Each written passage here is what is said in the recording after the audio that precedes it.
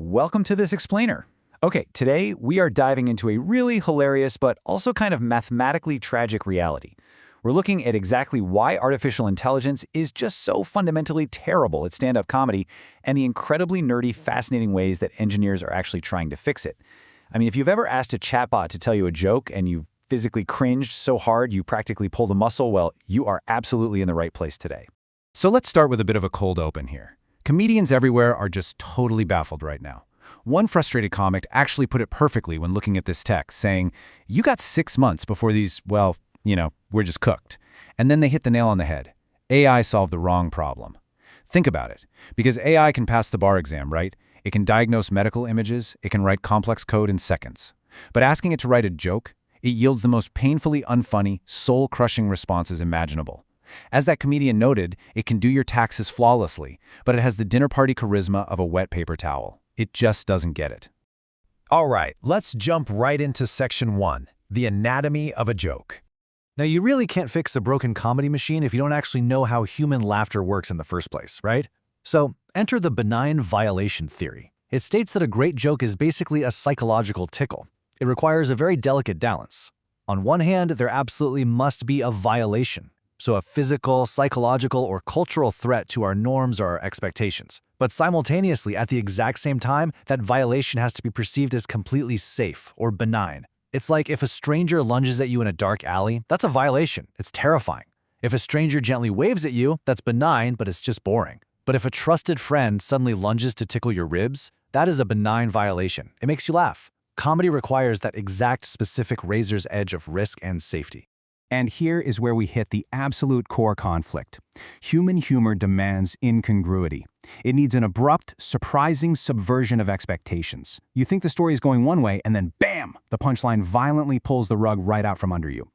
But an AI large language model, it is mathematically designed to minimize something called cross-entropy loss. Now, in plain English, its entire reason for existing is to predict the most obvious statistically probable next word. So it is literally engineered to destroy surprise at all costs. No wonder it's not funny. Because an LLM basically aggregates thousands of human jokes to output the most statistically predictable variant, asking an AI for comedy is kind of like having a joke written by a massive committee of overly cautious bureaucrats who are just catering to the lowest common denominator, and that is what we call regression to the mean. True comedy requires highly specific, sometimes polarizing linguistic choices, but AI by default just takes a giant sander to all those interesting edges until you're left with a perfectly structured but utterly joyless dad joke. To really prove this point, researchers actually tested leading models to see if they could simply point out the funny part of a stand-up transcript, just identify it. And the top models scored a maximum of just 51%. Guys, that is literally a coin toss. The AI can perfectly mimic the syntactic shape of a setup and a punchline, but the semantic core is totally hollow. It totally fails to identify the actual audience-triggering moments. It's exactly like a 5-year-old boldly delivering a knock-knock joke with absolutely flawless rhythm, but the punchline is banana shoe. The structure, a 10 out of 10, but the actual understanding, absolute 0. Which brings us to section 2, the heckler, the selective safety trap. So this brings us to post-training safety alignment, which, honestly, currently acts like the world's most overly sensitive algorithmic heckler. Remember the benign violation theory we just talked about? Well, modern safety filters aggressively suppress the violation part of that equation. In an effort to make sure chatbots are entirely helpful and harmless, engineers have essentially banned them from playing with social norms at all. The AI is wrapped in so much digital bubble wrap, and it is absolutely terrified of causing offense that it completely refuses to take the creative risks required to actually be funny. And objectively reporting on the data here from the MIDJA Bench adversarial study, we can clearly see that alignment creates this weird two-tiered safety system. The data actually shows that models have a 15% overprotection rate for dominant, highly visible demographic groups, but a 20% vulnerability rate for underrepresented groups, like those with physical disabilities. So the AI isn't really learning a universal concept of do no harm. Instead, it's just memorizing specific guardrails for groups that are highly vocalized in its American-centric training data, which leaves a massive blind spot for other communities against the exact same adversarial attacks. It's fascinating but terrible for writing balanced comedy. Okay, so what do we do about this? Let's look at section 3, the rewrite engineering a sense of humor. So, if the math inherently hates surprise and the safety filters completely ban violations, how do we actually fix this creativity gap? Well, engineers developed a massive paradigm shift in training data called the HUMOR dataset. Instead of just feeding the AI sanitized slop, this dataset relies on 50% comedian-style profiles and pacing, 45% conceptual comedic theory, like the actual mechanics of slapstick or irony, and get this, less than 5% actual jokes. No way, right? But it makes sense. They are teaching the AI how humor functions mechanically, rather than just handing it a massive database of what existing jokes look like. It's basically teaching a robot to fish for laughs, rather than just handing it a canned tuna punchline.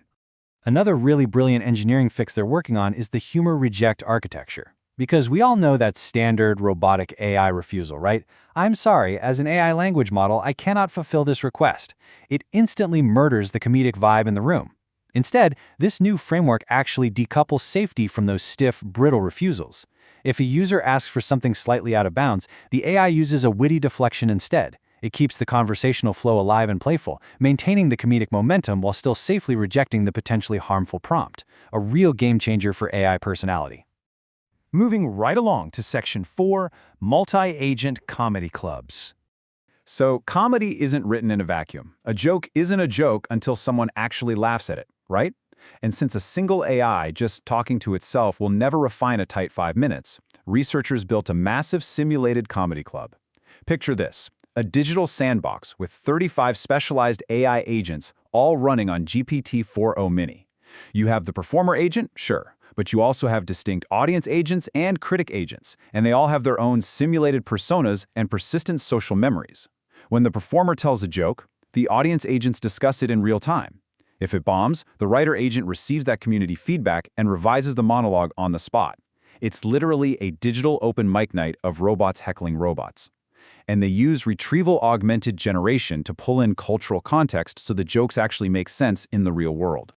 In taking it even a step further, we have what's called the comic pipeline. Now, this isn't just stand-up. It actually models an entire television production studio. It creates these competitive loops between an agentic writer who is trying to push the envelope and an agentic director who is trying to rein it in. Through this simulated friction, the system cranks out highly refined sketch comedy scripts that are significantly more nuanced and layered than anything a single language model could ever produce on the very first try. Which finally brings us to Section 5, the callback, the hybrid writer's room. So how does all this crazy tech translate to the real world right now? Well, crucially, AI isn't replacing human comedians anytime soon. Instead, it's becoming the ultimate sidekick in a hybrid collaborative workflow. But right now, professional comedy writers face a massive headache, and it's known as the multimodal problem. Because different companies train their data differently, a single AI model simply cannot handle all the different nuances of human humor. They each have wildly different personalities and massive comedic blind spots. Comedians have actually discovered this through trial and error. Let's say you want a Seinfeld-style observational bit about airplane food. Well, you need GPT-5 for that. But if you want to explore the razor's edge of dark, subversive comedy without triggering a safety filter, Claude's Sonnet 4 is definitely your best bet. And if you need clever, rapid-fire puns and wordplay, you have to switch over to Gemini 2.5 Pro. They all do different things. But here is the problem with that. Juggling all these different AI subscriptions costs over $100 a month. And beyond the money, it creates a total workflow nightmare for a writer who is just trying to stay in the creative flow.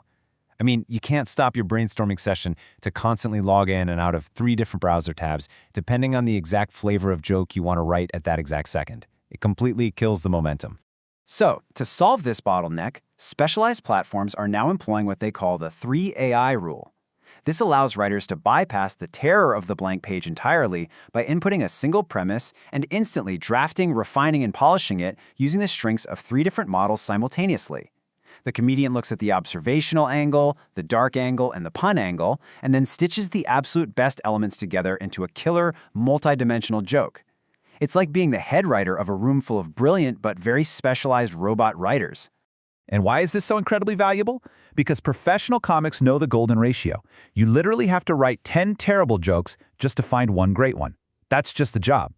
AI completely solves this volume bottleneck. It doesn't need to write the perfect joke. It just needs to generate a massive, overwhelming avalanche of raw, structured material. It doesn't get its feelings hurt when you throw out 90% of its ideas, right? The human comic can focus all their energy solely on ruthless editing. The AI handles the heavy lifting of the first draft. The human provides the soul. Because ultimately, no matter how good the algorithms get, no matter how many digital agents are packed into a simulated comedy club, the true heartbeat of stand-up lies in its liveness. It's the palpable tension in the room, it's the botched punchlines, the improvised tangents dealing with a rogue heckler, and the collective, sweaty catharsis of a shared human experience. A machine just can't feel the unspoken vibe of a crowd. It just can't. Which leaves us with this final, truly provocative thought to take away from this explainer today. As AI algorithms approach technical, comedic perfection on the page, will the demand for authentic, imperfect, and risky live human connection only grow stronger? Think about it. If there is zero risk of the performer actually bombing on stage, does the joke even matter? It's a completely fascinating question about the future of art, technology, and what makes us human. Thanks so much for joining me on this deep dive today, and keep your eyes peeled for more explainers breaking down the complex systems shaping our world. See you next time.